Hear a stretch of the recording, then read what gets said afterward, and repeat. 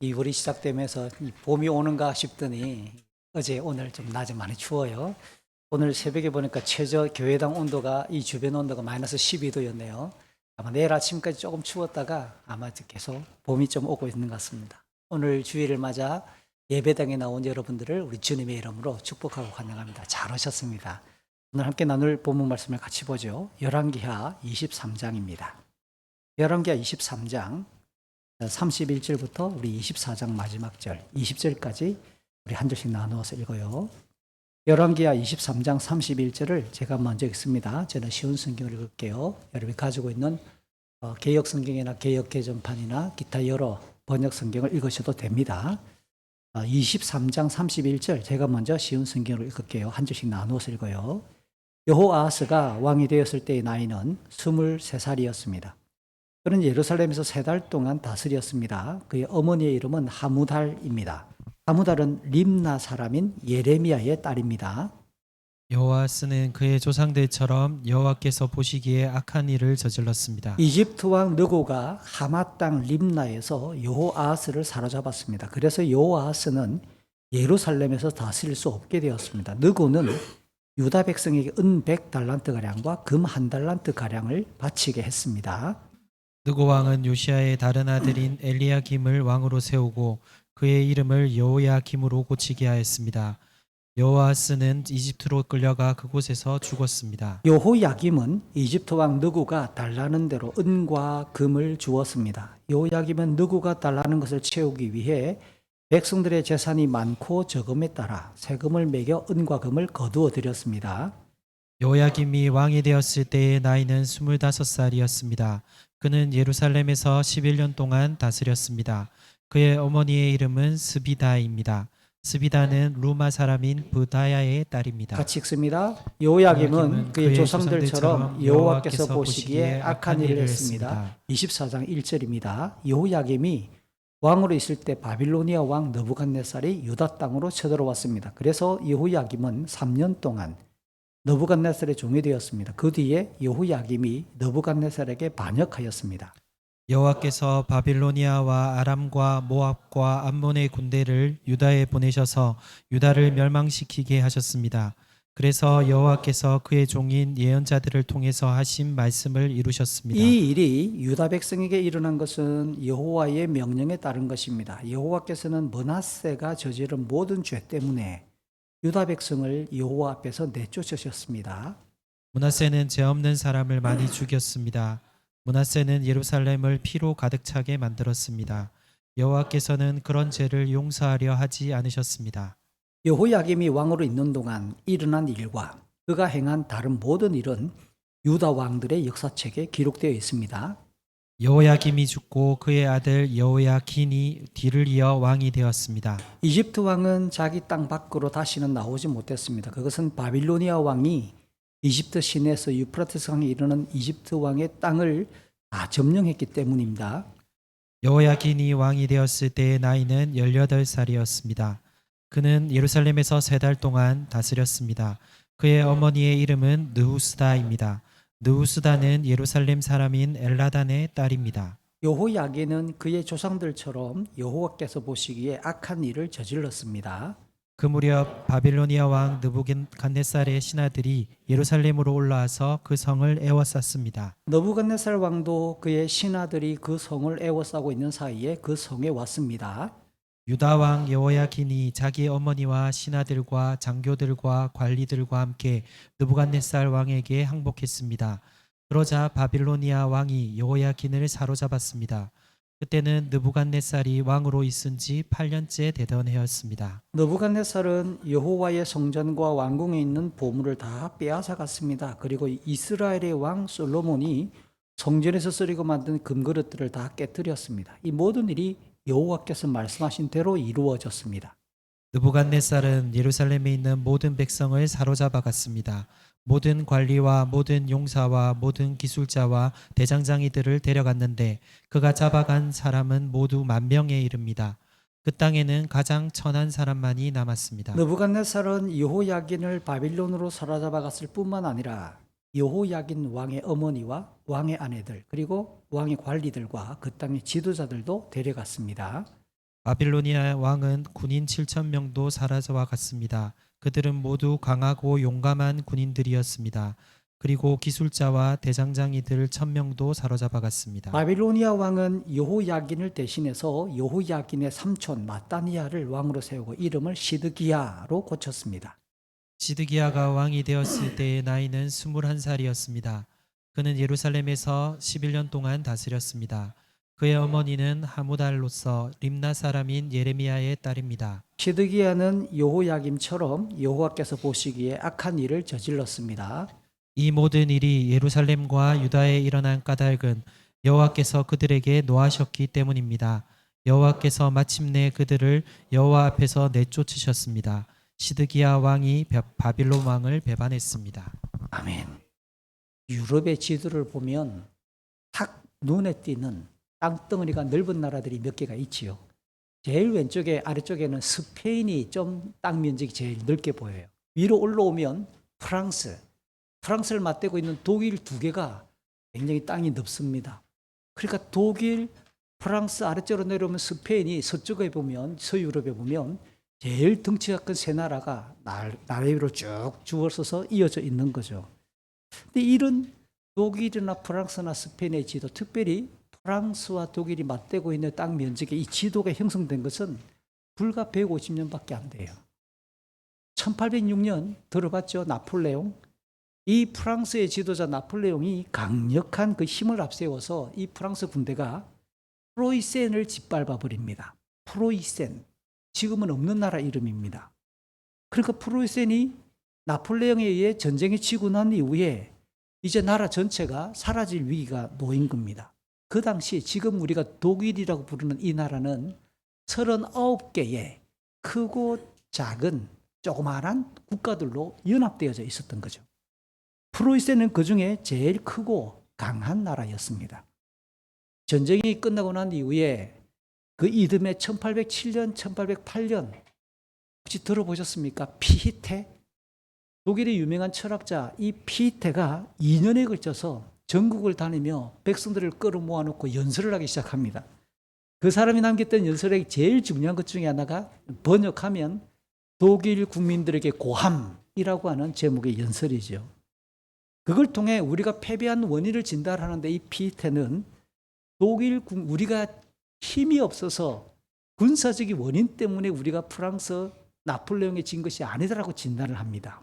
먼저 독일 사람들의 국민적인 타락, 정신적인 분열 등을 지적하면서 대책으로 교육을 주장합니다. 다음 세대의 교육이 중요하다라고 말하면서 이 사람의 교육과는 각자가 잘 먹고 잘 살기 위한 자기와 자기 가정만을 위한 그 이기심을 버리고 국가와 공동체, 사회를 위해 헌신할 줄 아는 시민상, 사회를 위한 시민상을 제시하죠. 그러면서 누구나가 다 이거는 지위 고하를 막론하고 다 교육받아야 한다라는 초등 의무 교육을 제안합니다. 단순 암기식 교육이 아니라 내면적인 그 능력들을 깨우는 자율적인 교육 모델을 또 제시하기도 하지요. 그래서 이 사람의 영향으로 얼마 지나지 않아 유명한 베를린 대학교가 개교합니다. 1810년. 이게 연설한 지 2, 3년밖에 안 되는데 그 영향으로 대학교가 하나 세워지는 거죠. 물론 세계 최초로 이건 교육사에서 논란이 좀 있긴 하지만 어쨌든 초등 의무교육이 가장 먼저 시행된 나라 중에 하나가 프로이센, 독일로 꼽게 됩니다. 그 결과 딱 60년이 지나갑니다. 1806년 나폴레옹에 의해서 깨어졌던 이 프로이센 독일이 60년이 지나 1870년 제2차 보불 전쟁. 그러니까 프로이센하고 블란스가 전쟁을 벌이게 되는데 이때 이 프로이센을 포함한 독일이 승리를 하게 되고 그 이듬해 1871년 1월 18일 분립되어 있던 이 독일 연방들이 다 뭉쳐가지고 독일이라고 하는 나라의 국호를 정하게 되는 겁니다. 오늘날의 지도가 그래서 이렇게 형성되게 되는 거죠. 대개 역사가들은 1871년 그 전쟁 이후에 이 독일의 승리를 뭐라고 말하느냐? 독일 교육의 승리다. 더 나아가 이렇게 표현하는 사람들도 있습니다. 독일 초등 교사들의 승리다. 60년 동안 선생님들이 정말 성실하게 아이들을 가르치고 깨워서 그들의 이 모든 역량들을 발휘하게 만들어서 우리가 뭉쳐서 이겼다라는 거겠지요. 이런 예들은 역사의 사례에 너무 많이 있고 다음 세대들, 우리 자녀들을 향하여 교육이 중요하다라고 말하는 것은 누구나가 다 인지하고 있는 상식에 포함되잖아요.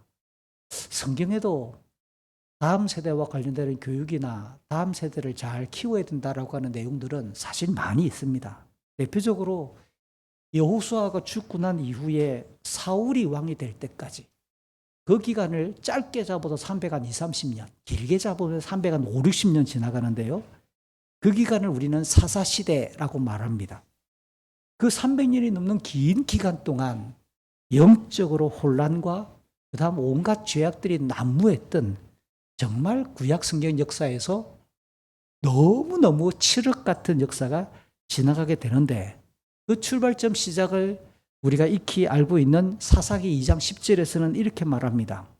여호수아와 같은 시대의 사람들이 다 죽고 난 이후에 그 이후에 태어난 다음 세대들, 그 자녀들은 여호와를 알지 못했다. 로야다. 히브리어에 알다라고 하는 동사는 세 가지가 있어요. 한번 따라해 보실래요? 마키르. 마키르는 지나가다가 슬쩍 얼굴 부딪혀서 나 조금 전에 그 사람 얼굴 봤는데 이렇게 피상적으로 아는 거예요. 마키르. 그런데 여기서 수준이 더 지나가면 두 번째 알다라고 하는 단어는 사전백과식으로 알게 되는 단어가 납니다.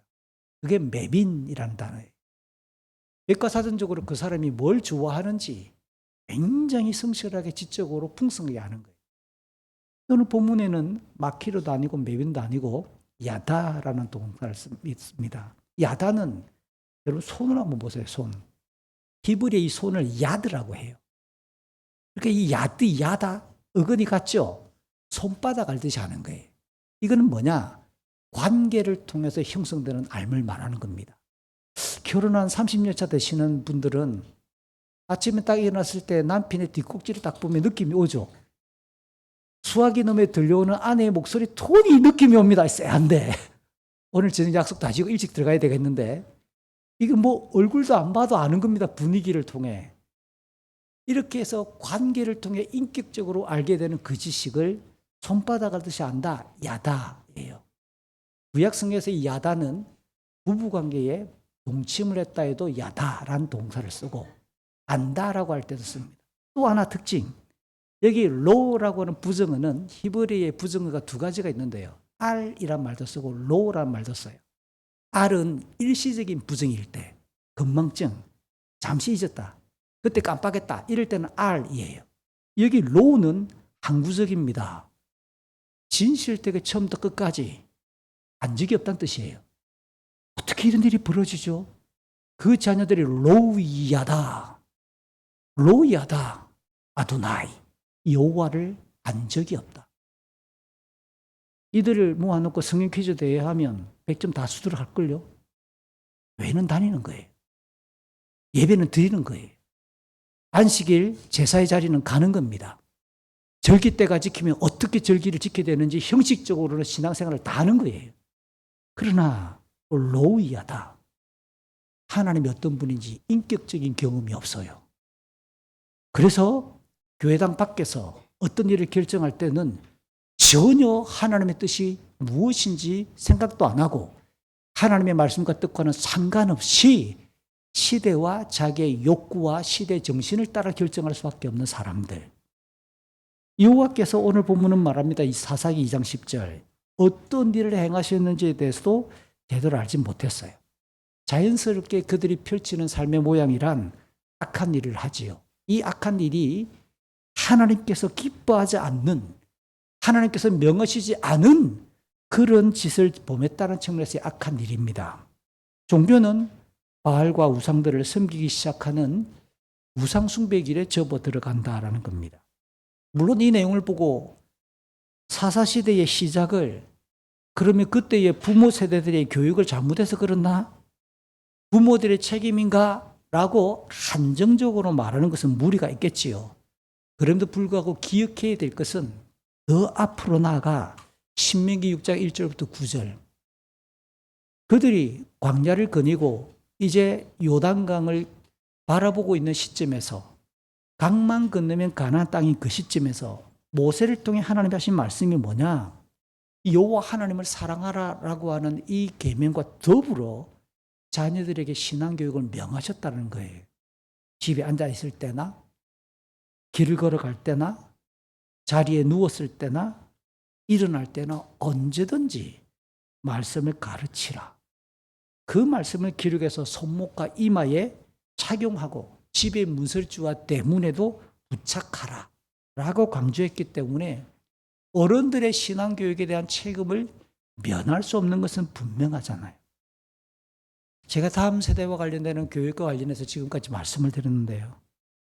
오늘 본문에 대한 다양한 각도로 본문을 읽어낼 수 있으나 이와 같이 다음 세대를 향한 어른들과 그리고 그 부모님들의 책임이라는 관점에서 어떻게 우리는 다음 세대를 바라봐야 될까라는 주제로 본문을 읽어 나갔으면 좋겠어요. 이 내용은 지난번까지 살펴봤던 요시야 왕 그 다음에 등장하는 유다 역사에서 마지막 4명의 왕들의 이야기입니다.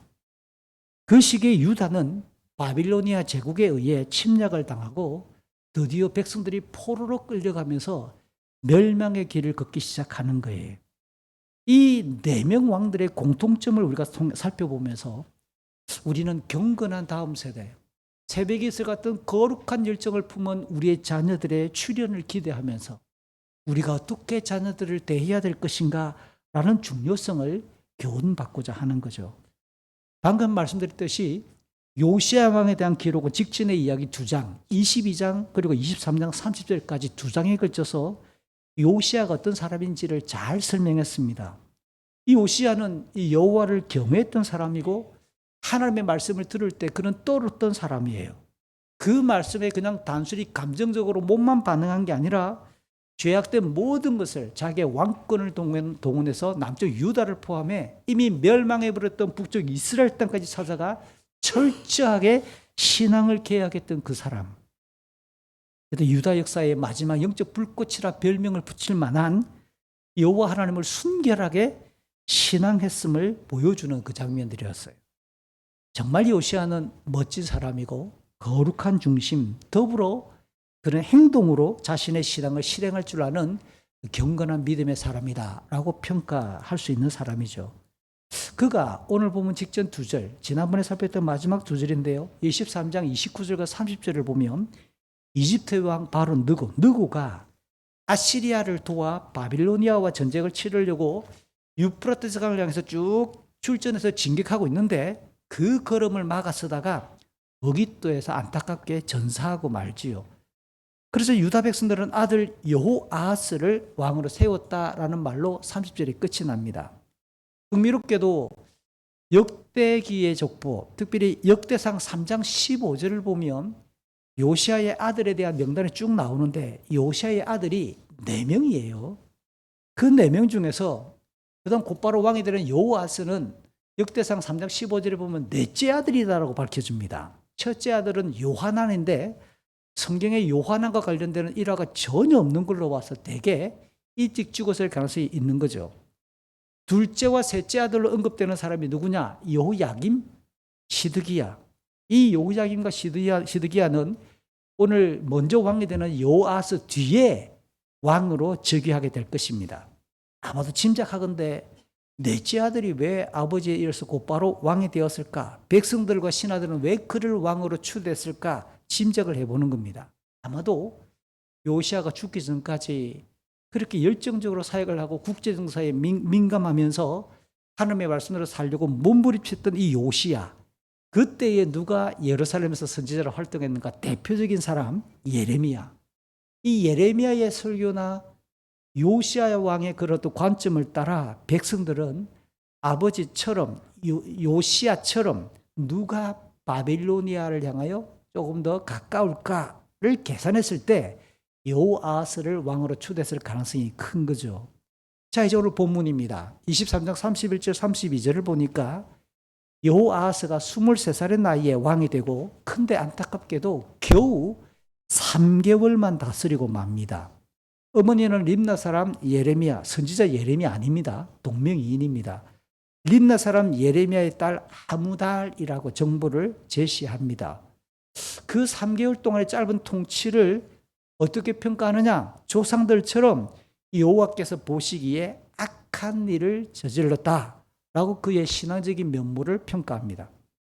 비록 짧은 기간이라 하더라도 인생과 역사의 주권자이시는 전능하신 하나님께서는 충분히 그의 영적인 중심을 헤아려 보셨을 것이고 공의롭게 판결하시기에 정말 그가 아버지 요시아와는 전혀 다른 영적인 중심을 가졌다라고 오늘 성경은 기록하고 있는 듯하죠.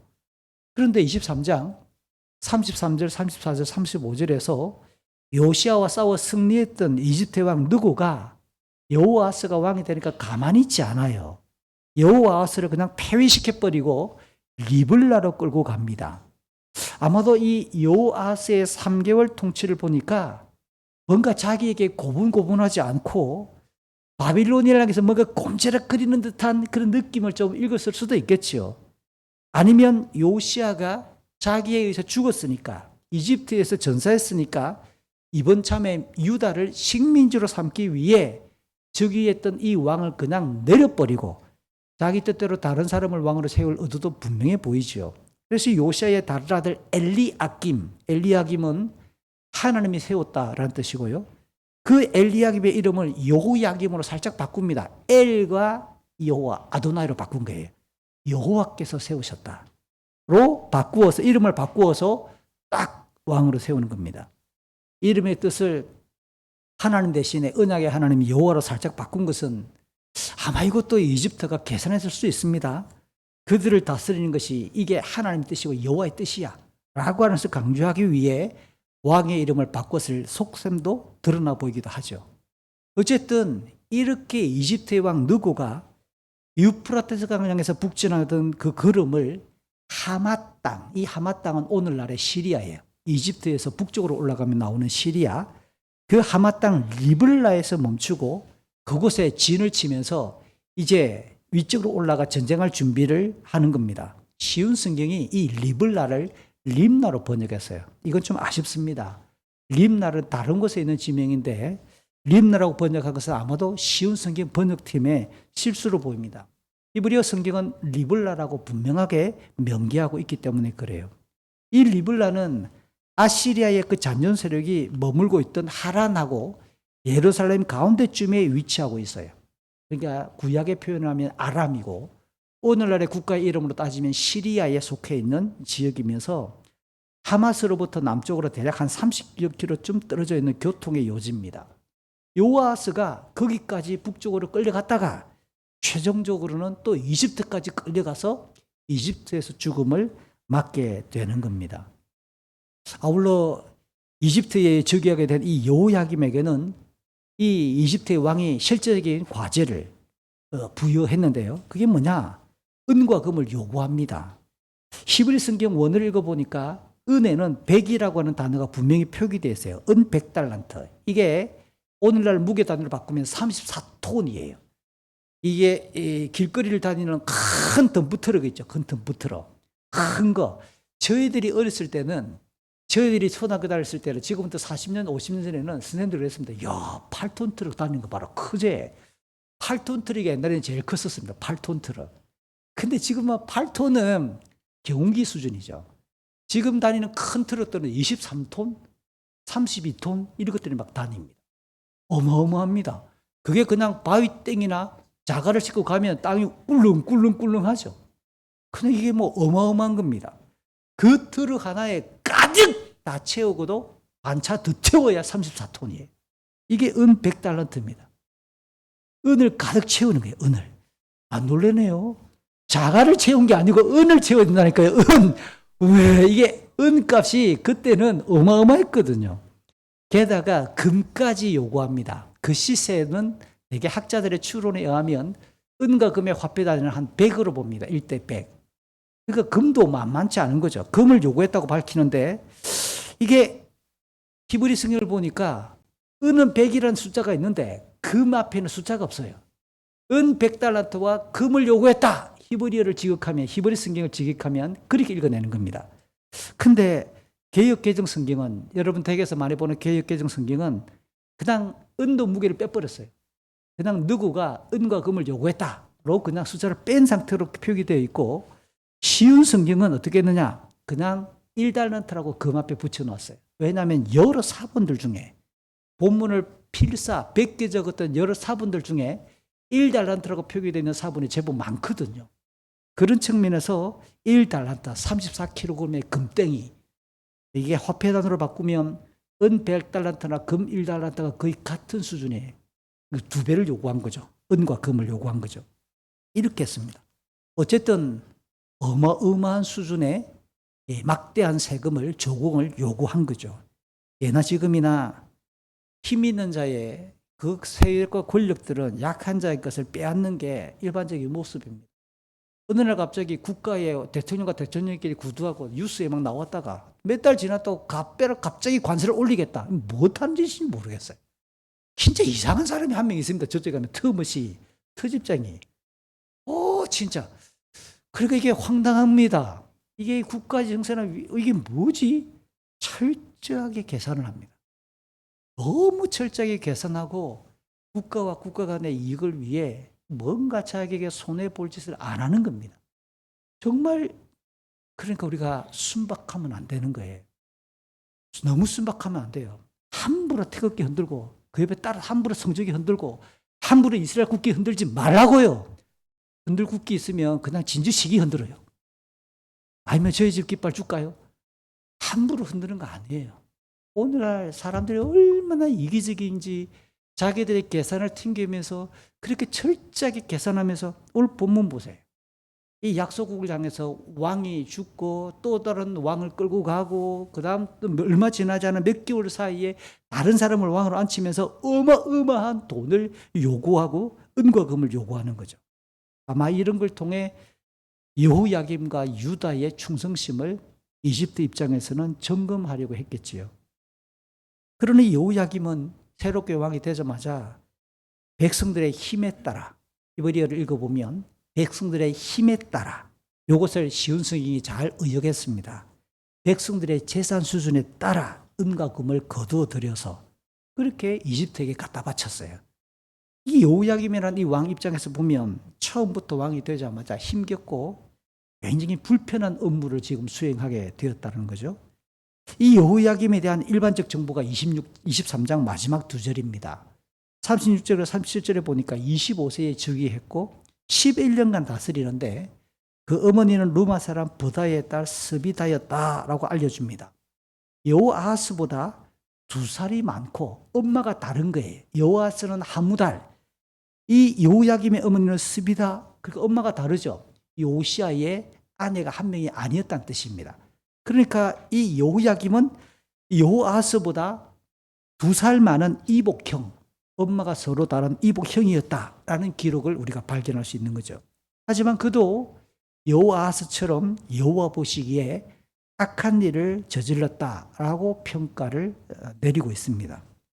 열왕기서는 구체적으로 이 여호야김이 무슨 악한 짓을 했는지 구체적인 그의 죄악성을 열거하지 않지만 오늘 이 장면을 기록하고 있는 예레미야서를 쭉 읽어가다 보면 예레미야서 안에 여호야김의 죄악을 사실은 제일 풍성하게 제일 많은 분량으로 예레미야가 기록하고 있어요. 예레미야를 통해 여호야김이 왕이 되고 난 뒤에 어떤 하나님 보시기에 악을 저질렀는가를 압축을 해보고 깎아서 잘 봐줘도 3가지예요. 최소. 첫 번째, 그게 예레미야 22장에 나오는 이야기입니다. 그는 호사스럽게 왕궁을 또 지어요. 이미 다윗 시대부터 내려오고 있는 왕궁 괜찮은 좋은 집이 있는데 그것을 만족하지 아니하고 더 새롭게 정축하고 그냥 막대한 돈을 들여가지고 왕궁을 짓는데요. 이집트 왕에게 조금 전에 바칠 만한 그 막대한 양의 그 은과 금을 백성들에게 강제로 뺐다시피 해가지고 거둬들여서 이집트 왕에게 갖다 바칠 것도 모자라서 더 많은 돈을 삥 뜯어가지고 백성들에게 그것을 돈을 뜯어내기 위해 백성들을 억압하고 강제로 돈을 거두어서 자기 왕궁 짓는 일을 시키면서 일꾼들에게 월급을 안 주는 거예요. 그래서 일꾼들에게는 일을 시키고도 제대로 품삯을 주지 않는, 그러면서 예레미야는 이렇게 평가합니다. 불의하고 강포하고 착취하는 왕이었다. 두 번째는 예레미야 26장에 여호야김에 대한 악한 일이 소개되어 있어요. 여호와의 말씀을 전하던 선지자들을 칼로 죽이는 겁니다. 그가 왕이 된 첫 해, 오늘 본문이죠. 왕이 된 그 첫 해에 하나님께서는 예레미야를 보냅니다. 예레미야를 통해서 말씀을 쫙 선포하되 뭐라고 시키느냐? 여호야김 왕이여 들으시오. 하나님의 말씀에 순종하면 삽니다. 하나님의 말씀에 불순종하면 당신도 죽고 나라가 망합니다. 라고 하나님은 예레미야를 통해서 설교를 시킵니다. 이런 가운데에 주변 사람들이 이제 새로운 왕이 등극했으니까 똥파리들이 끓잖아요. 그 왕이 되고 나면 그 왕과 비슷한 사람들이 주변에 득세하게 돼 있는 거예요. 여호야김이 어떤 성향을 가지고 있는가에 따라 신하들이 쫙 갑자기 둘러서기 시작하면서 그렇게 설교하는 예레미야를 왕에게 뭐라고 꼰질릴까요? 왕이시여, 밖에서 저렇게 설교하는 예레미야 죽여야 됩니다. 당장 잡아다가 예레미야 죽여야 됩니다. 라고 여호야김에게 주변의 신하들이 적극적으로 소리칩니다. 근데 그 중에 몇몇 경건한 지도자들, 몇 주 전에 요시야 이야기할 때 요시야가 뽑았던 경건한 신하단 기억나시죠? 서기관 사반 중요합니다. 이런 말 했잖아요. 이 사반의 아들 그리고 경건한 그 신하들이 왕에게 간청합니다. 안 됩니다. 역사적인 사례로 하나님의 말씀을 전했다고 죽인 자 없습니다. 왕이여 절대로 그러시면 안 됩니다라고 막 변호를 하죠. 그런 분위기 속에서 예레미야 혼자만 설교한 게 아니라 우리가 잘 기억해 주지 않는 선지자들이 몇 사람 있었는데 그 중에 예레미야하고 똑같은 맥락으로 설교를 하던 사람이 누구냐? 기럇 여아림 사람 우리야가 있었어요. 다윗이 보냈던 바세바의 남편도 우리야였는데 이름이 똑같은 우리야예요. 이 우리야가 예레미야하고 똑같은 내용의 설교를 하고 있는 거예요. 그랬더니 이 신하들이 왕이시여, 예레미야는 좀 거목이고 대설교자고 지금 많은 사람들이 예레미야를 변호하니까 딱 접어치고 그 옆에 듣도 보도 못한 녀석이 나타나는데 우리야라고 있습니다. 걔가 예레미야하고 똑같이 설교하는데 쟤 죽여버리죠. 그랬더니 여호야김이 군대를 보냅니다. 한 사람을 잡기 위해 군대를 파송합니다. 여기에 우리야가 겁을 먹고 어디로 도망가느냐? 이집트로 도망을 가요. 이집트로 도망을 갔는데 여기 그냥 이 왕 여호야김이 포기하지 않고 그냥 정보원을 푸는 겁니다. 중앙정보원을 풀어가지고 람보, 코만도, 터미네이터 다 모으는 거죠. 이렇게 이들 다 모아가지고 그냥 막 이집트로 보내가지고 잡아와. 그렇게 이집트까지 도망간 우리야 선지자를 끌고 와서 왕 보는 앞에서 칼로 죽여버리는 거예요. 예레미야가 죽을 뻔했는데 역시 사반의 아들 아이감이 피하게 만들고 숨겨주고 굉장히 위험을 무릅써서 그의 생명을 보존하는 바람에 예레미야는 겨우 죽음을 면하고 이렇게 선지자를 칼로 죽여버렸어요. 세 번째, 이게 참 가슴 아픈 이야기인데요. 예레미야 36장입니다. 하나님께서 예레미야에게 말씀을 기록하라고 시킵니다. 내가 너에게 지금 일러주는 말씀을 기록하라. 예레미야가 지금 갇혀 있으니까 기록할 수가 없어서 동력자를 부릅니다. 바룩이라고 하는 말씀에서 일종의 비서 같은 동력자, 부교육자를 불러다가 바룩에게 내가 지금부터 하는 말을 다 기록해라. 바룩이 양가죽 두루마리에다가 그게 예전에는 고급 종이 역할을 했습니다. 무두질을 해서 뒷면에다가 그것에다 기록을 하는 거죠. 바룩이 예레미야를 통해서 들려주는 하나님의 말씀을 쫙 가죽 두루마리에 기록을 합니다. 이것을 들고 경건한 사람들이 기도를 많이 하지요. 하나님 앞에 반드시 이 하나님의 말씀이니까 왕에게 들려줘야 되겠다. 그래 놓고 이렇게 분명히 들려주면 이 여호야김이 예레미야와 바룩을 죽일 것을 압니다. 그래서 그 사이에 예레미야와 바룩을 숨겨두고 꽁꽁 숨겨두고 두루마리만 들고 가가지고 하나님의 말씀이 있습니다. 경건한 사람들이 용기를 내가지고 왕에게 들고 간 거죠. 그랬더니 왕이 한번 읽어봐. 그 중에 경건한 사람은 소수고 악랄한 사람들, 왕의 비위를 맞추는 딸랑이들이 더 많잖아요. 이들 중에 한 명이 그 두루마리를 펼치고 읽는 거예요. 그러면 왕이 딱 듣고 있다가 칼로 다 읽었어? 쫙 찢어버려서 자기 앞에 있는 지금 우리처럼 추운 겨울날 화롯불 피우는 화로에다 던져놓는 거지. 그 다음 또 읽어봐. 다 읽고 나면 쭉 찢어서 화롯불에 던져놓고. 그래서 바룩이 기록한 이 예레미야를 통해 주셨던 하나님의 말씀을 다 통째로 불태워버리는 거예요. 이 요야김입니다. 이같이 하나님을 경외하지 않는 사람, 백성을 살피지 않는 여호야김, 그 성정을 아마 백성들은 처음부터 알아봤는 것 같아요. 그러니까 그 사람을 왕으로 세우는 것을 주점했겠지요. 여호와스를 대신 세웠겠지요. 하나님께서는 이 예레미야에게, 이 여호야김에게 어떤 말씀을 내려주시냐면 개인적인 말씀입니다. 예레미야 22장 18, 19절 여호야김 반드시 죽는다. 내가 반드시 처벌한다, 저 녀석. 그러나 그가 죽고 났을 때 아무도 그의 죽음을 슬퍼하는 자가 없을 것이야. 죽어서도 저주받는 거예요. 왕인데 죽고 나서도 아무도 그를 그리워하거나 찾는 사람이 없게 만들겠다. 여러분, 이게 가벼운 말 같지만 우리가 새겨들어야 될 말입니다. 우리가 살다가 떠나고 나면 우리의 흔적에 대해 누군가가 기억해주면 안 좋겠어요? 우리를 그리워해주면 좋겠다는 말을 뛰어넘어 우리가 살았던 그 삶의 흔적과 그 삶의 결을 따라가고 싶다라는 모범으로 삼아주면 얼마나 영광이 되겠어요. 저는 이게 명절이 다가오면 먼저 주님의 부름을 받았던 선배 목사님 몇 분이 떠올라요.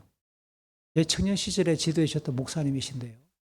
참 안타깝죠. 너무 일찍 가셔서 안타깝긴 한데, 근데 교회가 그분이 소천하셨을 때 그분의 유고를 정리해서 교회 바로 앞에 화단에다가 딱 이렇게 모신 거예요.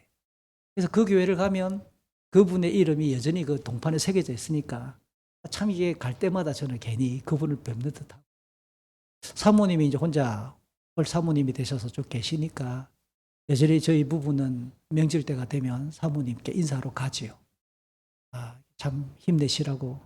연로해지니까 몸이 더 쇠약해지지만 그분의 삶이, 그분의 사역이 하나님 앞에 부끄럽지 않아 우리 같은 후배가 있다.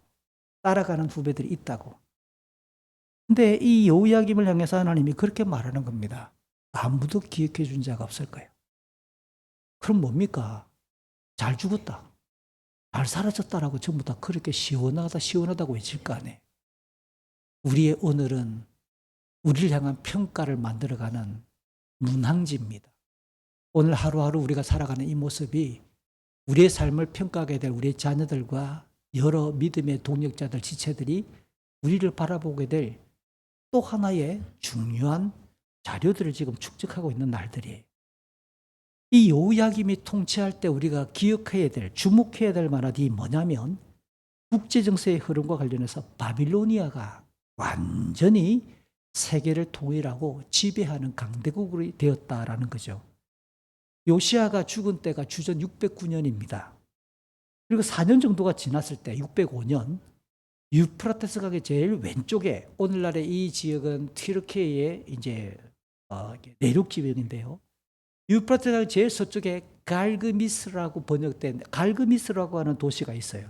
여기서 지금 출전하고 있는 이집트하고 도망하고 있는 마지막 아시리아의 잔존 세력들, 남아있는 그 몇 사람이 연합을 해서 바빌로니아랑 붙는데, 이 당시 바빌로니아는 누가 총지휘를 하고 있느냐?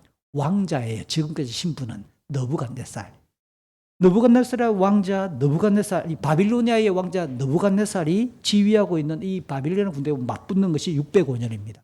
그 싸움에서 바빌로니아가 대승을 거두고요. 그때 605년 아시리아는 역사적으로 완전히 사라져서 국호가 사라집니다. 동시에 함께 싸웠던 이집트는 주랭랑을 칩니다. 도망가자! 밑으로 쭉! 한다람이 그냥 자기 나라로 그 길에서부터 패퇴해서 도망을 갑니다. 자, 바빌로니아가 이제 유프라테스 강 서쪽에서 갈그미에서 전쟁을 해서 대승을 했어요. 어떻게 할까요, 그러면? 선택지는 두 개지죠. 계속해서 서쪽으로 가면 유럽으로 진격하는 겁니다. 오늘날 튀르키예와 함께 에게를 건너 그리스와 유럽으로 진격하자! 1번. 아니면 2번. 도망가는 이집트를 따라 한번 내려가보자, 이 녀석들. 쭉 내려서 아프리카 쪽으로 내려오는 거죠. 어떤 게 쉬워 보입니까? 선택지는 2번이죠. 도망가고 있으니까 따라가면서 이놈들 계속 쫓아가는 거죠, 이렇게. 그렇게 해서 바빌로니아가 이집트를 따라 내려오면서 주변의 아람, 두로시도 착착착착착착 정벌을 하는 겁니다. 그렇게 해서 어디까지 오느냐? 이게 605년경인데 이게 24장으로 넘어옵니다. 1절과 2절 앞부분을 보면 지금 이제 다스리고 여호야김이 다스리고 있는 유다의 상황을 보여주는데 바빌로니아가 내려오면서 예루살렘, 유다까지도 정벌하는 겁니다. 이게 바빌로니아의 유다의 첫 번째 1차 침략, 주전 605년. 이때 잡혀간 사람이 우리가 잘 아는 다니엘과 세 친구. 다니엘과 세 친구가 이때 포로로 끌려가는 이야기가 다니엘 1장 1, 2절을 읽어보면 시차가 연대가 겹치게 되어 있습니다. 자연스럽게 요야김은 누구의 왕이 되었느냐? 이집트 왕에 의해 왕이 됐잖아요. 근데 지금 4년밖에 안 지났는데 지금 누구를 또 섬기게 되느냐? 바빌로니아를 섬기게 되는 혼란기에 빠지게 되는 겁니다. 이런 상황에서 바빌로니아가 침략을 하고 난 이후에 일부는 잡아가고 이렇게 한 사이에 나머지 군대를 정리해서 이집트를 정벌하러 내려갑니다. 근데 갔는데 이집트까지 딱 내려갔는데 이집트가 땅이 넓어요. 그러니까 완강히 버티고 버틸러서 다 추격하고 완전히 정복하지 못하고 잠시 물러납니다. 이게 그 사이에 이집트를 정벌하고 씨르는 그 시간이 한 3, 4년 지나가는 거죠. 601년 정도에서 이집트에서 잠시 바빌로니아가 철수합니다. 그 시기에 여호야김은 바빌로니아를 3년간 섬겼으나 역시 이집트를 정복하지 못하고 이집트가 마지막에 바빌로니아를 밀어냈다는 소식을 듣고 이집트에 붙어버리는 겁니다. 그래서 3년간 섬기다가 바빌로니아를 반역한 일이 벌어지는 겁니다. 이런 상황에서 바빌로니아의 이 느부갓네살은 고국에서부터 왕이었던 아버지가 죽었다라는 연락을 받고 군대를 남겨둔 채 급하게 소수 정예부두만 이끌고 고향으로 돌아가서 아버지 대신에 왕의 즉위식을 치르고 느부갓네살 왕이 되는 거예요. 왕이 되고 난 이후에 곧바로 이 가나안 땅을 중심으로 전장에 복귀하게 됩니다.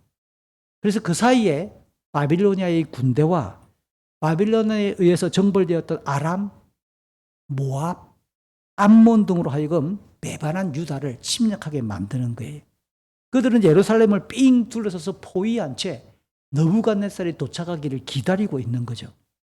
이런 상황에서 요야김은 이 대적들에게 둘러싸여서 포위당한 상태에서 죽음을 맞이해요. 이게 주전 598년 겨울쯤 됩니다. 죽음의 원인에 대해서 열왕기서는 명확하게 밝히지 않아요. 1세기 당시 예수님 당시에 유대인의 유명한 역사가가 책을 남기는데 자기 이름을 따가지고 남긴 역사책 이름이 요세푸스예요. 이 요세푸스가 고대 구약과 관련되는 자기 민족의 전쟁사를 기록하는데 그 전쟁사를 읽어보면 오늘 본문과 관련되는 이야기 나오는 속에서 요야김이 신하들에 의해 암살되었다라는 기록이 나와요. 사실은 이거는 얼마나 믿을 수 있을까? 요세푸스의 전체 내용을 따져볼 때 자료로서는 우리가 받을 수 있으나 100% 신뢰할 수는 없는 내용입니다. 다행히 역대기를 읽어보면 요야김의 죽음을 역대기 36장, 역대하 36장에는 이렇게 밝혀줍니다. 요야김이 바빌로니아에 의해 쇠사슬을 끌려서 끌려갔다로 정리합니다. 아마 이 내용을 보면 끌려가다가 바빌로니아까지 가지는 못했을 것이고 중간에 죽었을 것이라고 대부분의 학자들이 정리를 하는데요. 어쨌든 예레미야가 예언했던 그대로 그 사람의 죽음은 이렇게 비참하고 끌려가다가 역대하의 표현에 의하면 쇠사슬에 끌려가다가 죽고 마는 아무도 그의 죽음을 슬퍼하지 않는 참 너무너무 비참한 최후를 맞이했다라고 정리해 볼 수 있습니다. 한편 오늘 보면 24장 2절 뒷부분부터 4절까지 내용에서 그러면 유다와 예루살렘과 그 왕권이 바빌로니아에 의해 지금 무력화되고 반항도 못하고 계속해서 지금 괴롭힘을 당하는 이 원인을 여호와 하나님께서 선지자들을 통해 알려주신 말씀이 그대로 지금 이루어지고 적용되고 있는 과정이다 라고 알려져요. 그러므로 이 유다가 지금 쇠락해가는 것, 바빌로니아에 의해 나라가 침략을 당하고 그냥 괴롭힘을 당하는 것, 이거는 여호와 하나님의 명령인데 특별히 므낫세가 저질렀던 악독한 죄 때문이다 라고 진단합니다. 여호와 앞에서 그냥 내쫓기는 것이고 므낫세가 특별히 죄 중에서 므낫세가 범했던 죄가 어떻게 떠오르세요? 사실 저는 부모가 되고 난 입장에서 보면 자기 아들을 불살라 우상에게 바쳤다. 야, 이건 지독하고 악독하다. 어떻게 이럴 수가 있는가? 이런 내용을 말하지 않고 오늘 본문은 므낫세가 죄 없는 자들을 많이 죽여서 예루살렘을 피로 가득 채웠다. 거기에 대한 하나님의 심판이다라고 설명해요. 이것도 열왕기가 성경이 우리에게 안내하는 삶에 대한 중요한 이정표를 안내해 주는 것 중에 하나예요. 대표적인 므낫세의 죄악을 아무 죄가 없는 자를 죽여서 선량한 자를 죽여서 피를 가득 채웠다. 이거는 기억해 볼 우리의 삶에 여러 가지 중요한 삶의 모습을 돌아보게 만들 만한 중요한 주제입니다. 이전에 하나님께서는 히스기야에게 이사야를 보내어 바벨로니아를 통해서 멸망시킬 것이다 라고 20장에서 말한 적이 있었죠. 므낫세에게도 여러 선지자들 하나님께서 공동체적으로 보내어서 분명히 하나님 멸망시킬 것이다 예고한 적이 있었어요. 요시야에게는요, 여선지자 훌다가 반드시 하나님은 멸망시킬 것이다 라고 22장에서 확정한 적이 있었잖아요. 그러니까 유다는 바빌로니아에 의해 지금 무너지는 것처럼 보이지만 실제로는 하나님의 심판에 의해 무너지고 있는 거예요. 유독 므낫세가 죄 없는 사람들의 피를 많이 흘렸다라고 언급하는 이 내용은 하나님을 믿는 백성들의 공동체가 어디에 신경을 써야 되죠? 공의와 인애와 평화를 이루어야 한다라고 하는 삶의 덕목을 생각하게 만듭니다. 그러니까 우리가 하나님 대신에 다른 어떤 우상을 신으로 섬기는 것도 굉장히 거룩하지만 일상에서 혹시 우리는 인정머리가 있나 없나? 혹시 우리는 정의로움을 제대로 추구하고 있나? 악에 대하여 그냥 우리는 아무 소리도 못하고 그냥 눈 감고 지내나? 그런 것들을 하나님 싫어한다는 거예요. 하나님의 기본 성품을 따라 공의롭고 인애를 베풀 줄 알고 우리는 인간관계 속에서 우리가 서 있는 그 자리에서 선한 하나님의 나라가 이루어지는 선한 행위를 지속해야 될 것을 격려하는 내용이기도 하잖아요. 역설적이게도. 이렇게 요야깁이 죽었어요. 그가 죽고 난 이후의 상황을 24장 5절, 6절, 7절은 그의 아들 요야긴이 왕이 됩니다. 바빌로니아는 이집트를 재차 정벌하러 출전해서 마침내 이제 이집트를 완전히 정복해서 이제 이집트는 밖으로 나오지도 못하고 이집트가 그동안 권세를 부렸던 모든 땅은 바빌로니아가 다 잡아먹게 되었다라고 알려주는 거죠. 열왕기 이 상하 역사서를 통해서 우리가 거듭해서 확인하고 또 확인하는 것은 선하고 의로운 왕에게서 정말 악한 자손이 나올 수 있구나. 반대로 너무 악한 아버지에게서 경건한 아들이 태어나기도 하는구나 라는 것을 우리는 반복해서 확인해 봅니다. 유다 역사의 마지막 영적인 불꽃으로 표현할 만한 이 요시아에게서 요아하스, 요야김 같은 불의한 아들들이 나올 줄 누가 알았겠어요? 그렇다고 우리가 요시아를 비난할 수 있을까요? 여기서 우리가 기억해야 될 것은 마지막 설교 말미에도 제가 정리하겠지만 인간의 힘으로 역사를 주관할 수 없다라는 것을 우리는 1차적으로 교훈받읍시다. 우리 뜻대로 우리 자녀를 키울 수 없구나. 혹시 부모님들 기억하세요? 여러분이 아이들을 키우기 위해 나름대로 세팅하고 학원 보내고 이 학교 보내고 저 학교 보내고 이 선생님이 잘한다 해가지고 수학쌤 붙여주고 영어쌤 붙여주고 막대한 재정을 깔아가지고 시간을 깔아가지고 여러분이 매니지했습니다. 그 자녀가 여러분의 뜻대로 정말 계속 쫙 잘 살아갈까요? 때가 되면 통탄할 때가 올걸요. 그들 스스로가 힘이 있어가지고 부모를 대항할 수 없을 때는 따라가는 것처럼 보이죠. 그러나 그들 스스로가 판단하고 그들 스스로가 세계관이 견고해지고 나면 우리 부모는 어쩔 수 없이 뒷자리로 물러나요. 제 경험으로는 제가 나이가 50이 넘어가 중반을 지나가니까 아이들이 20살을 넘어가니까 더 이상 부모의 이야기는 참고사항이구나, 메아리구나 라는 것을 느끼게 돼요. 요즘 청년들이 30 전후의 청년들이 결혼하는 풍광을 보면 정말 많이 달라졌습니다. 그들이 1부터 끝까지 100까지 세팅을 다 해가지고 진행을 해요. 우리는 그냥 구경꾼처럼 보일 때가 왕왕 있습니다. 이런 걸 보면서 더 이상 해줄 게 없구나. 우리가 해줄 수 있는 게 별로 없구나. 해줄 수 있는 거는 뭐죠? 돈 지급하는 거 빼고는 없어요. 현금 지급기처럼 띡띡 5천만 원 필요하다는데요. 집 구하는데 필요하다는데요. 띡띡 그밖에 없어요. 왜? 라고 물어도 안 돼요. 요즘은. 언제 갚을래? 이 물으면 벼락 맞죠, 이제. 희한한 일이 벌어집니다. 아, 이게 인생이구나. 돌아보니까 정직하게 우리도 그랬구나. 우리도 30년 전에 우리 부모들에게 그랬구나라고 저는 시인할 수밖에 없는 거예요. 오늘 이 내용에서 요시야에게 어떻게 이런 패역한 아들들이 나오지라고 하는 것 때문에 기계적으로 교육 만능주의, 자녀라고 해서 우리 부모가 마음대로 주물러가지고 내 작품을 만들어내겠다라는 것 발상이 뭘 우리는 침해하느냐? 하나님의 주권을 침해하는 거예요. 인생의 생명과 호흡을 주관하시니까 하나님이라는 사실에 대해서 겸허해지기 시작하면 어느 정도 역할을 할 수 있을지 몰라요. 그러나 결정적으로 우리 부모가 다 해줄 수 없다는 사실을 겸손하게 인정할 수밖에 없다라는 것을 우리가 배우게 됩니다. 다시 말해 우리 인간이 형성하는 교육이나 문화나 우리가 만들어내는 이 땅의 문명이나 사회 제도와 체계는 이 땅을 살아가기 위해서 필요한 일반 은축의 영역에 불과한 거예요. 더 나아가 하나님 앞에서 범죄했던 우리 인간의 죄성을 통제할 수 있는 특별 은총은 아니라는 뜻이에요. 특별히 신앙과 종교의 영역에서 보면 우리가 자녀들에게 해줄 수 있는 것은 정말 시간이 얼마 안 남았고 해줄 수 있는 것은 정말 몇 가지 안 되구나라는 것을 깨닫게 될 것입니다.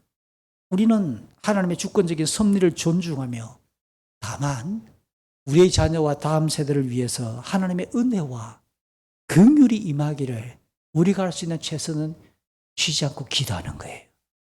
그 일을 멈추지 말라고 제가 함께 여러분을 독려하면서 그 기도의 물길을 만들자고 요청하는 거예요. 이제 요야김의 아들 요야긴에 관한 기본적인 정보가 24장 8절 9절에 언급되는데요. 그는 18세의 왕이 되었고 예루살렘에서 3개월 동안 통치합니다. 어머니는 예루살렘 사람 엘라단의 딸 느우스단이라고 알려주는데요.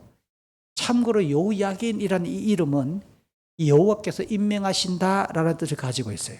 아마 이것도 왕이 될 때 스스로 왕의 이름으로 고쳐서 그렇게 요야긴으로 지었을 가능성이 높아요. 왜냐하면 예레미야는 훨씬 많은 곳에서 요야긴이 아니라 여고냐로 표현하고요.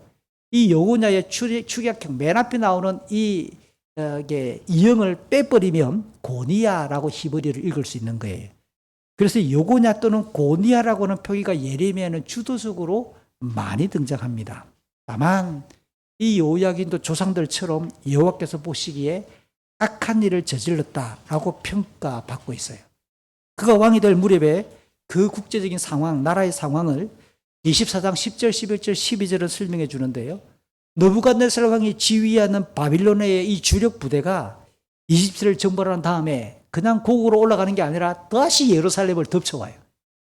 이미 그곳을 에워싸고 있던 바빌로니아 군대와 합류하게 되고, 그래서 이 여호야긴은 더 이상 버틸 수 없으면 인정하면서 어떻게 하느냐? 어머니, 신하들, 장교들, 관리들과 함께 전부 다 베옷을 입고 바빌로니아 왕 앞으로 나아가 엎드려 버리는 거예요.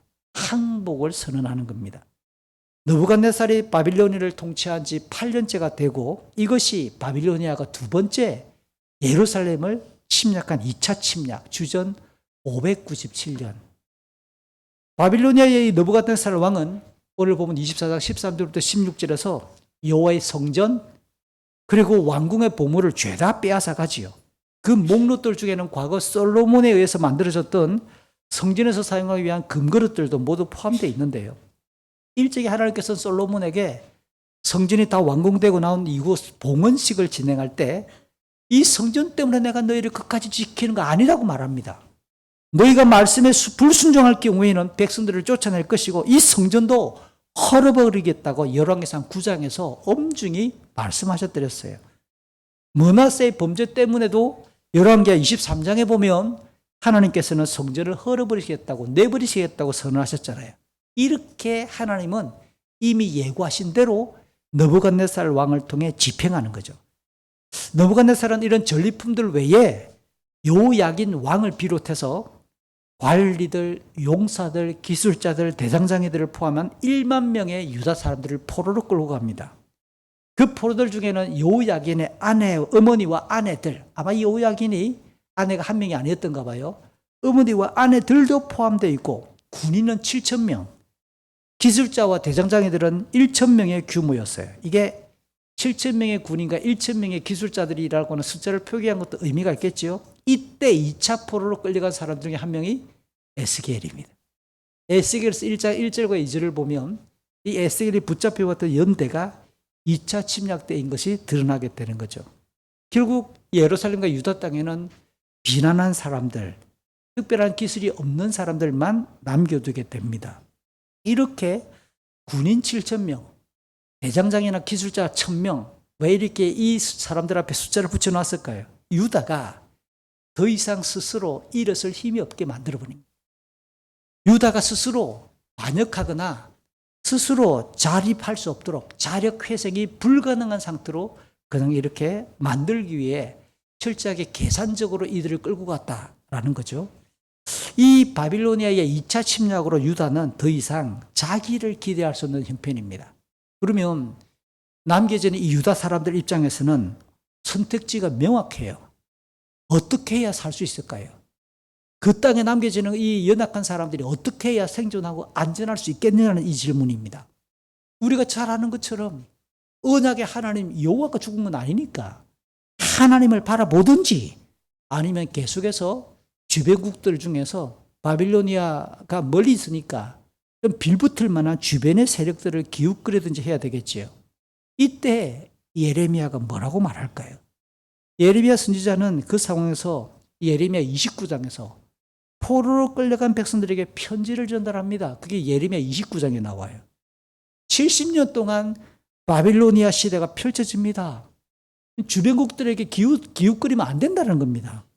끌려간 그곳에서 집을 짓고 정착해서 살아야 됩니다. 다만 70년의 기간이 딱 차면 하나님께서 예루살렘으로 다시 돌아오게 하실 것이니까 이런 하나님의 계획을 붙들고 우리 하나님은 우리를 재앙으로 몰고 가는 분이 아니라 희망입니다. 우리의 미래는 재앙이 아니라 절망이 아니라 희망입니다. 라고 그렇게 이야기하면서 예레미야 29장 12절, 13절, 14절 유명한 당부를 합니다. 이 내용이 너무 중요해서 예레미야 29장 12절, 13절, 14절의 내용을 제가 읽어드립니다. 너희가 내 이름을 부르고 내게 와서 기도하면 내가 너희의 기도를 들어주겠다. 너희가 온전한 마음으로 나를 찾고 찾으면 나를 만날 것이다. 내가 너희를 만나주겠다. 나 여호와의 말이다. 그리고 내가 너희를 포로 상태에서 풀어주겠다. 너희를 쫓아보낸 세상의 모든 나라에서 너희를 모아 다시 이곳으로 데려오겠다. 나 여호와의 말이다. 두 번이나 여호와 하나님이 스스로 말한다고 자기 이름을 두 번이나 밝히잖아요. 여기서 늘 의문입니다. 앞의 내용에 70년에 차면 돌아오게 해주겠다고 약속했는데 오늘 뭐 하라고요? 기도하라고 하는 거예요. 대개 사람들이 그럽니다. 너희가 말하는 여호와 하나님은 예정, 작정, 영원, 전능하신 분이라며. 그럼 우리가 가만히 있어도 하나님 다 알아서 해주겠네 라는 비꼬듯 엉뚱한 발상의 말을 합니다. 그러나 제가 종종 여러분에게 말합니다. 하나님 우리를 천사처럼 영적인 존재로만 만든 게 아니에요. 하나님은 우리를 흙을 빚어 몸을 가지고 있는 물리적인 실체인 몸을 가지고 있는 자로 만들었다고요. 여기에 성령을 통해서 우리의 영혼을 거듭나게 하시고 믿음을 주셨단 말이에요. 이게 뭔 뜻입니까? 몸을 가지고 있단 말은 움직임을 뜻하는 거예요. 행위를 뜻한단 말이에요. 그 하나님이 이런 분인 줄 알면 그게 적합한 반응과 우리의 경건은 어떻게 드러나야 될 것인가라고 말할 때 우리의 몸으로 하나님께 예배하는 삶이어야 되고 우리의 그러면 말씀을 듣는 게 우리의 귀가 열려야 될 것이고 말씀을 들으면 우리의 가슴이 울컥해야 될 것이고 우리의 입술과 우리의 모든 몸은 하나님을 향하여 전능자를 향하여 부르짖고 또 기도하라고 말하는 거예요. 우리의 경건은 결국 드러나야 될 것이고 우리의 시간들 위해 구분해서 우리의 몸짓은 그 하나님을 향하여 은혜를 향하여 우리는 호소해야 될 것이고 기도하라고 말하잖아요. 오늘 본문에서 읽었던 이 예레미야 29장에서 기도하란 말이 몇 번 나옵니까? 하나님이 만나주겠다고 몇 번이나 말씀하십니까? 계획을 알고 있다면, 하나님이 어떤 분인지를 안다면 우리의 지극히 일상적이고 자연적인 반응은 하나님의 은혜 앞으로 가는 거예요. 그 하나님의 은혜를 받기 위하여 우리는 기도하는 거예요. 웨스트민스터 신앙 고백은 말합니다.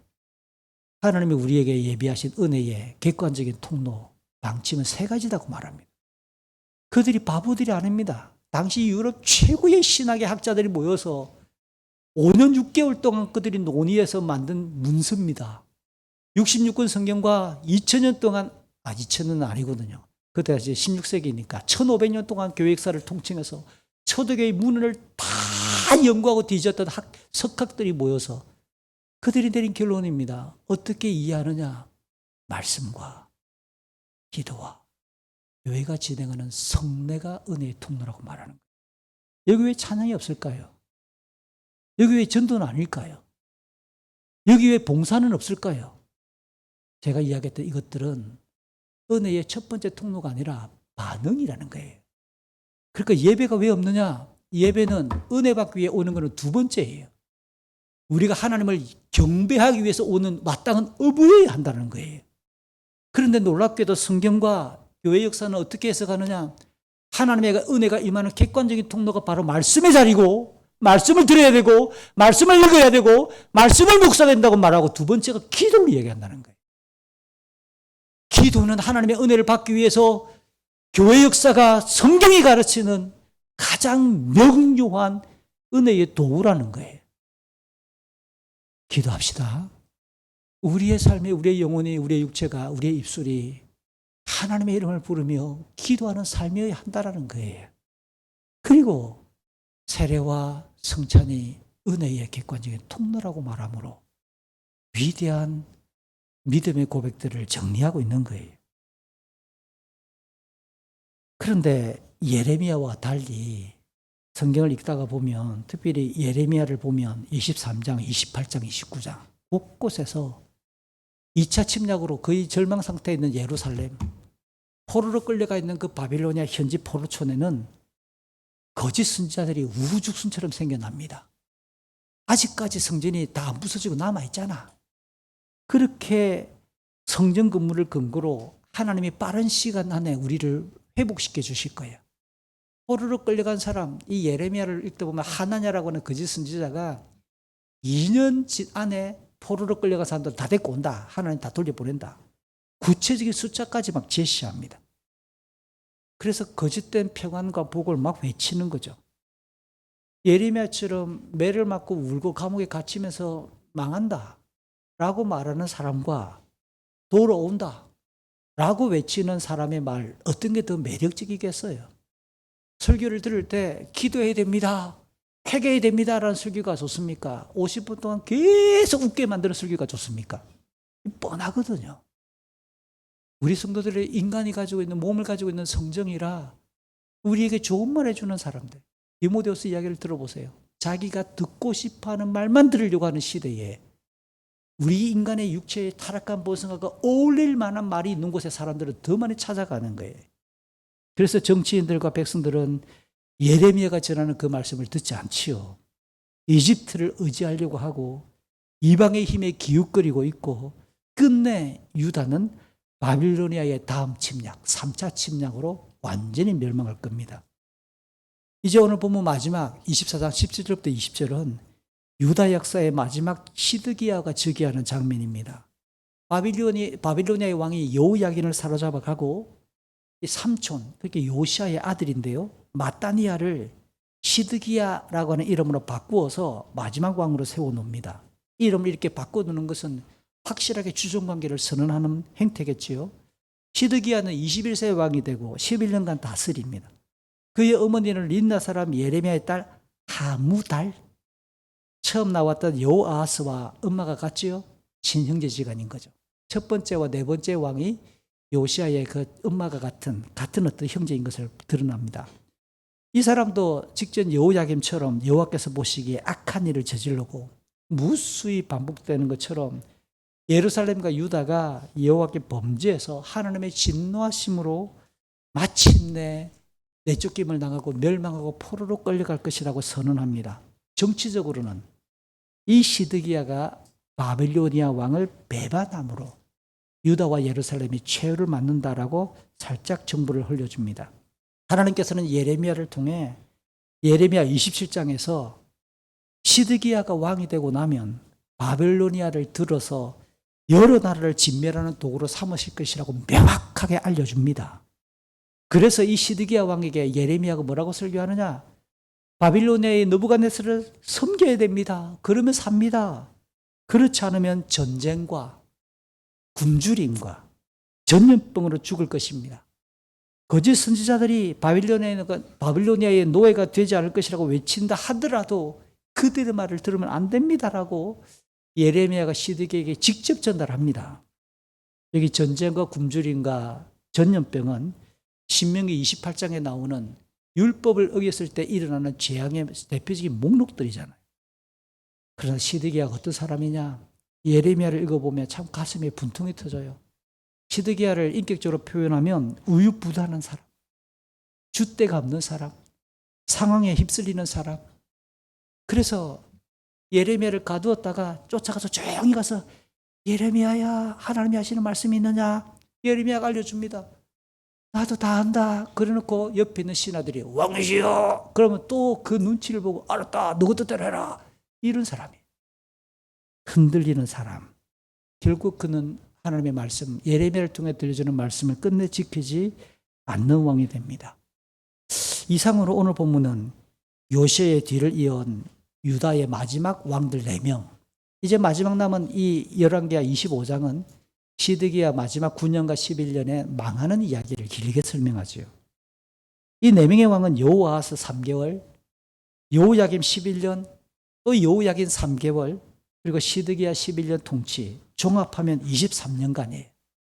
요시아가 죽고 난 뒤에 23년 동안 3명은 요시아의 아들, 1명 여호야긴은 요시아의 손자. 그런데 예외 없이 이 4명의 왕들은 여호와 보시기에 악했다라고 하는 평가를 다 받았어요. 다시 질문합니다. 스스로가 본문에게 경건했던 요시아에게서 어떻게 이런 후손들이 나올 수 있는가? 참으로 가슴 아프지만 우리의 자녀들, 우리의 다음 세대와 역사를 위해 우리는 어떻게 입장을 정리하고 반응해야 되는가라고 질문을 던지면 저는 4가지 교훈을 스스로 정리합니다. 첫 번째, 우리가 기억해야 될 것은 죄의 영향력을 인식해야 돼요. 죄를 가볍게 여기면 안 된다는 뜻입니다. 요시아가 온 국토를 철저하게 계획했음에도 불구하고 백성들의 영혼까지, 그들의 속마음까지를 거듭나게 할 수는 없잖아요. 그러니까 겉으로 보이는 우상단지들 다 없애버리고 기관들 다 정리한 것까지는 할 수 있으나 사람들의 마음, 한 사람 한 사람의 마음까지를 다 이렇게 바꿀 수는 없다는 뜻입니다. 그가 죽은 지 얼마 지나지 않아 이전의 왕들이 장려했던 우상숭배는 다시 살아나고, 누구에 의해? 마음에 간직했던 백성들의 마음까지 바뀐 건 아니니까, 왕이 바뀌니까 옛날 걸 그대로 두고 나오는 거죠. 권력을 탐하는 정치인들, 불경건한 제사장들, 거짓 예언을 일삼는 예언자들이 그냥 왕의 눈치를 보면서 여기저기서 한꺼번에 샥 정말 우후죽순처럼 그렇게 등장을 했어요. 이게 예레미야 23장이나 예레미야 22장을 읽다 보면 이 거짓 선자들의 이야기가 너무 많이 나오는 거죠. 여기서 기억해야 될 첫 번째 교훈입니다. 죄를 만만하게 보면 안 됩니다. 죄의 파괴력과 전염성과 죄의 전염성은, 생명력은 너무 강렬하거든요. 예레미야가 그래서 예레미야 17장 9절에서 인간의 죄성, 인간의 마음이 얼마나 부패했는가 이렇게 알려줍니다. 이 우주 만물 가운데 가장 비뚤어지고 패악한 것이 뭐냐? 사람의 마음이다. 이 마음은 죄성이라고 읽어도 되겠지요? 사람이 죄에 길들여진 이 마음은, 본성은 심히 악하기 때문에 그 무엇으로도 막아낼 수가 없다라고 예레미야가 통탄하는 거예요. 기억하세요. 죄는 끔찍하다. 우리의 지혜와 우리의 몸까지 전인격을 파괴하고 심각하게 부패하게 만들었던 죄의 영향력을 절대로 가볍게 여기면 안 돼요. 죄를 가지고 장난치면 안 된단 말입니다. 두 번째 교훈입니다. 그럼에도 불구하고 다음 세대를 위해 우리가 해야 될 일은 간절히 기도하는 것을 멈추지 말자라는 거예요. 예레미야는 끝내 예루살렘이 3차 침략으로 멸망하는 것까지를 다 봅니다. 그리고 난 이후에 예루살렘의 성전이 불타고 무너질 것까지 다 지켜보고 난 이후에 그가 이 모든 예루살렘이 멸망하고 성전이 불타는 것까지가 예레미야 애가 2장 17절에 보면 예루살렘이 멸망을 한 이후에 예레미야가 울면서 지은 노래, 그게 예레미야 애가입니다. 2장 17절에 보면 이렇게 멸망한 모든 것이 하나님의 계획이고 하나님의 섭리라는 사실을 고백하면서 예레미야 애가 2장 19절, 우리 예레미야가 2장 19절 같이 한번 읽어보겠습니다. 일어나 밤에 부르짖어라. 밤새도록 시간을 알릴 때마다 부르짖어라. 물을 쏟듯 내 마음을 주님 앞에 쏟아부어라. 소를 높이 들어 주께 기도하여라. 거리 어기마다 굶주 이름으로 쓰러져 죽어가고 있는 내 자녀들을 살려달라고 기도하여라. 요즘은 제가 교회들의 교사 강습회나 세미나를 잘 안 다니는데요. 조금 더 나이가 어렸을 때는 우리 교단은 아니라 하더라도 통합체계나 뭐 합동체계나 고시체계나 어쨌든 많이 다녀봤습니다. 여름 성경학교 강습회 강사라도 많이 다녀봤어요. 제가 교대 나오고 교사 출신이니까 또 교육학으로 계속 석박사 과정을 밟았고 논문을 썼으니까 아마 그래서 이렇게 저렇게 제가 많이 포착됐던가 봐요.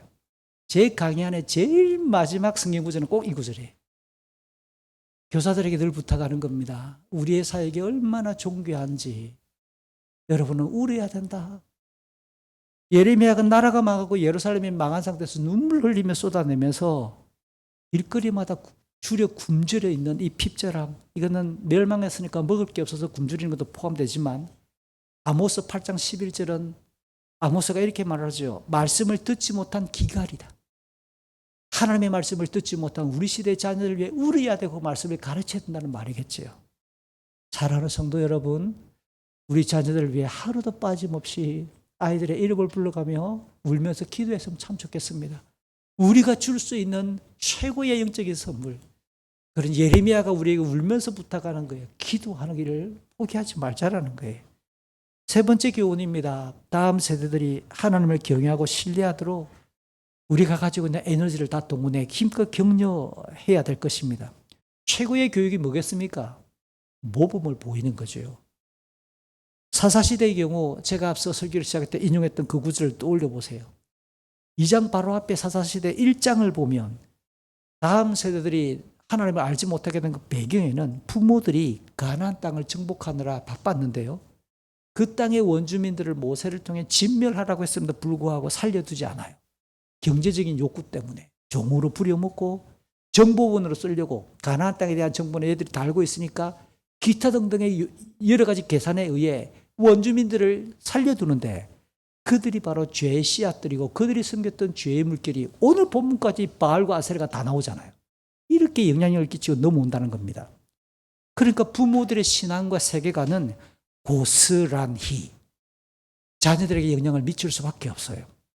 교회를 다니고 예배당을 다니고 직분을 저를 포함해서 직분을 받고 있어도 우리가 아이들에게 은연중에 보여주는 메시지가 있어요. 삶의 몸짓이. 그 몸짓 안에 우리가 보여줘야 될 가장 강력한 선언은 죄를 불허한다. 이건 아니다. 이 불의함에 대해서는 사과하러 가야 한다. 잘못한 것은 시인해야 한다. 거짓말하는 것은 안 된다. 욕을 하는 것은 안 된다. 정직하라. 매를 맞더라도 너는 정직하라. 가르쳐야 되는 거예요. 죄와 싸우고 경건한 삶을 보여줘야 될 것이 우리 부모가 해야 될 제일 중요한 삶의 교육의 현장이라는 겁니다. 예레미야 얘기를 들어볼까요? 제가 오늘 마지막 설교에는 예레미야를 일부러 예레미야에서 인용 구절을 뽑아왔어요. 나라가 망할 시점에 올 본문과 어울릴 만한 예루살렘의 선지자였으니까. 예레미야가 13장에서 말합니다. 우리가 어떻게 이 마지막 세대에 우리의 경건과 우리의 마음을 붙잡아야 될 것인가. 귀를 기울여 잘 들어라. 13장 15절입니다. 너무 교만하지 마라. 여호와께서 너에게 말씀하신다. 너희 하나님을 존경하여라. 이 존경이 시온성이 조금 편하게 번역했습니다. 경외하라는 거예요. 떨면서 그 하나님을 높여들고 지극히 높이고 그분을 경외하여라. 16절 너희가 여호와의 말씀을 듣지 않으면 나는 몰래 울 것이다. 예레미야가 말씀을 듣지 않는 그들 중에 통곡할 것이라고 이야기합니다. 말씀을 들으라.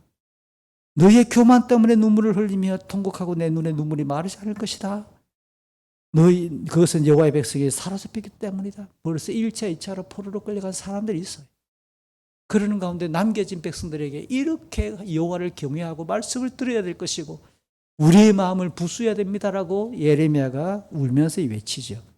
사랑하는 우리 부모님들, 어른들, 어른이라고 말하는 것은 20세 이상. 모든 우리 어른 세대들은 우리의 다음 세대를 향해서 이렇게 격려하고 격려해야 돼요. 한 가지만 더 붙일까요? 열왕기서를 오늘 55번째 강론합니다. 열왕기 상하를 1년 반 동안 설교하면서 우리가 기억해야 될 것은 인간의 왕, 인간의 지도자는 한계가 명확하다. 아무리 경건하고 아무리 똑똑했고 대단했던 사람도 죽음의 선을 넘을 수 없었고 그 사람의 연약한 모습을 잊기 마련이다. 그러면 왕들의 이야기인데 열왕기서는 결국 우리에게 뭘 제시할까요? 영원한 왕이신 그리스도를 소망하게 인도하는 거예요. 예레미야는 하나님께서 진행하실 구원의 역사와 장래의 희망을 예레미야 31장에서 새 언약으로 설명을 합니다. 그 새 언약을 완성하실 그리스도가 다윗의 집안을 통해 오실 것을 예레미야 33장에서 선포합니다. 그러므로 우리의 다음 세대들이 예수 그리스도의 복음 안에 든든히 설 수 있도록 우리가 할 수 있는 모든 지원과 에너지를 다 동원해야 될 것이에요. 예레미야가 33장 22절부터 26절 여호와의 사랑은 한결같고 우리 같이 한번 읽어볼까요? 여호와의 사랑은 한결같고 여호와의 자비는 끝이 없다. 주의 사랑과 자비가 아침마다 새롭고 주의 진실과 참되심이 크도다. 내가 스스로 말하기를 여호와께서 내가 받을 수 있는 유산의 전부이시니 내게 희망이 있다고 하였다. 여호와께서는 주께 희망을 두는 사람과 주께 도움을 청하는 사람에게 선하시다. 조용히 여호와의 구원을 기다리는 것이 그의 애가에서 그는 이렇게 제안을 합니다. 제가 전도사 시절에 평거동에 있는 교회 부교육자 생활을 할 때 저녁 예배를 드리면서 그렇게 제가 설교한 적이 있어요. 한참 젊었을 때 아닙니까 이게 30살 되기 직전에 그 안팎에 부모님들에게 그때니까 지금부터 30년 전이네. 그때 제가 우리 성도님들에게 저녁 예배 한 150명 이렇게 모이는 성도들에게 그렇게 설교한 적이 있어요. 여러분 이게 2월달 새학기 새학년을 앞두고 좋은 선생님 만나라고 기도 많이 하는데 우리 아이가 좋은 제자가 되라고 기도를 하는 사람 있습니까?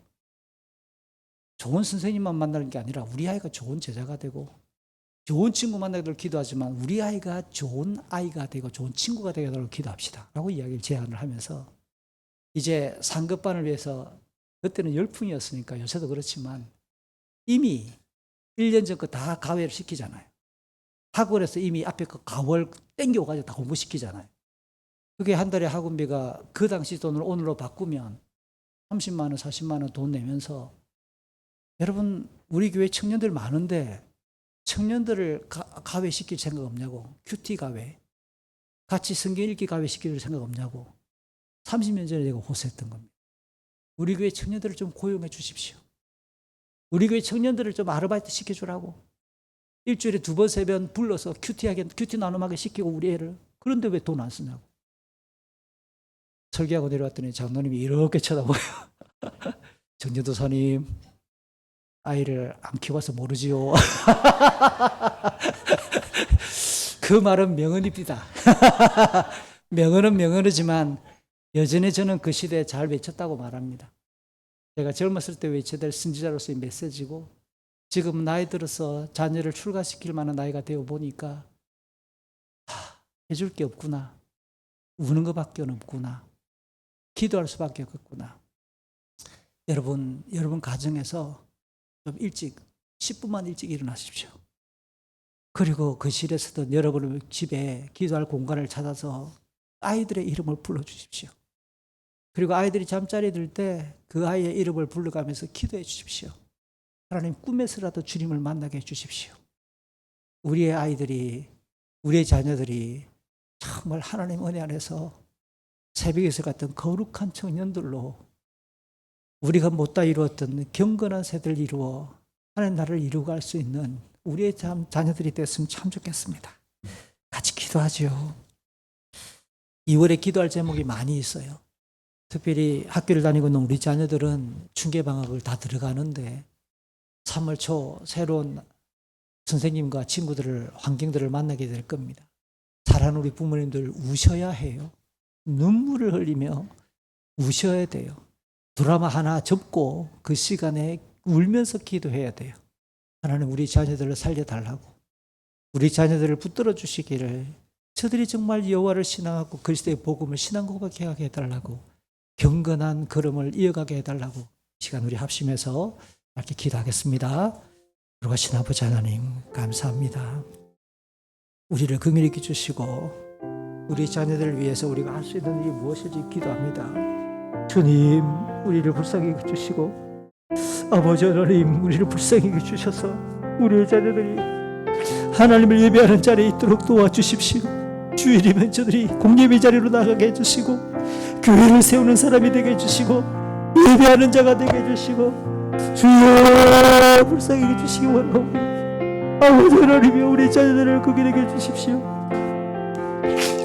아버지 하나님, 우리 자녀들의 이름을 부르며 저들 향하여 우리의 모든 눈물이 마르지 않도록 도와주시고 주님 위한 우리의 자녀들 향하여 손을 들고 부르짖을 수 있도록 아버지 도와주십시오. 아버지 하나님, 우리의 자녀들이, 우리의 다음 세대들이, 언약의 자녀들이 하나님의 다음의 세대와 역사를 책임져갈 수 있는 거룩한 세대들로 일어날 수 있도록 하나님 우리의 자녀들을 주의 이름으로 축복하오니 저들을 붙들어 주시고 저들의 심령의 거룩한 나라가 이루어지게 해주시고 아버지의 말씀이 새겨지게 해주시옵소서. 존귀하신 아버지 하나님, 우리의 자녀들이, 우리의 다음 세대들이 거룩한 백성으로 일어설 수 있도록 아버지 저들의 심령들을 성령께서 만져주시옵소서. 예배하는 자가 되게 하시고 내 몸된 교회를 세우는 자가 되게 하시고 말씀과 기도에 충실한 자가 되게 하옵소서. 먼저 아비 되고 어미 된 우리들이 주님 앞에 경건의 몸부림으로 말씀 앞에 뜨는 자가 되게 해 주시옵소서. 우리 주 예수 그리스도의 이름으로 기도합니다. 아멘.